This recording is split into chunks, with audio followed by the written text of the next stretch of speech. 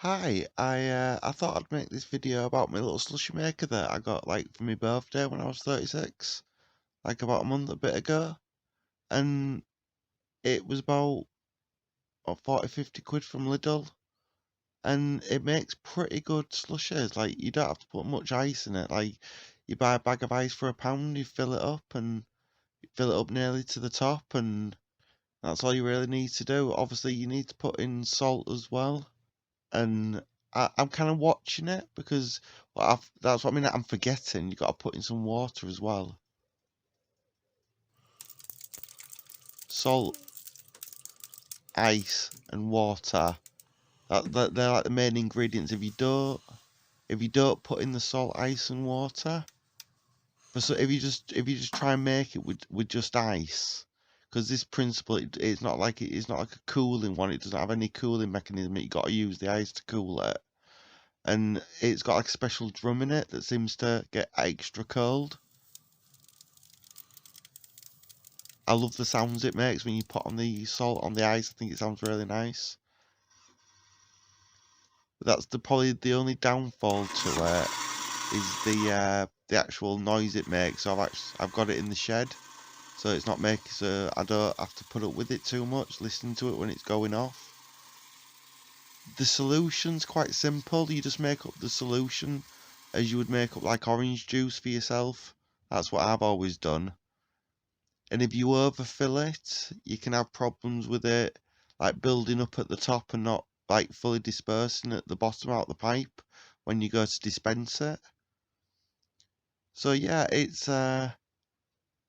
the ice crystals build up pretty quick if you use salt and water. Yeah, and it doesn't take long for it to build up. Obviously, I've turned off the sound off it because it's just a noisy machine. That's the only problem with it. It's noisy. But other than that, it makes a really good slushy. And after I'd say about around 10 minutes, it starts to build up as you can see inside the machine.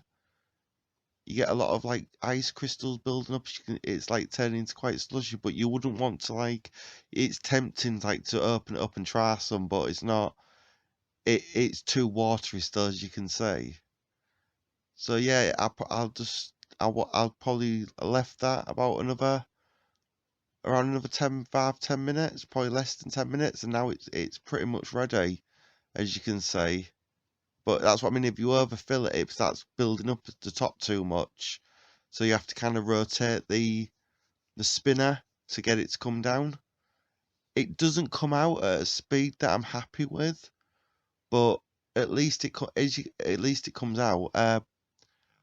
The the liquid, I can understand, as you can see, it's pretty watery.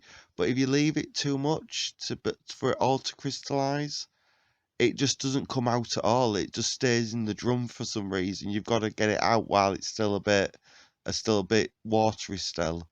But the end result, as you'll see in a minute or in a few seconds, the end result's actually all right. It makes about obviously it makes about, depending on how much you put in it, it makes about 2 pints.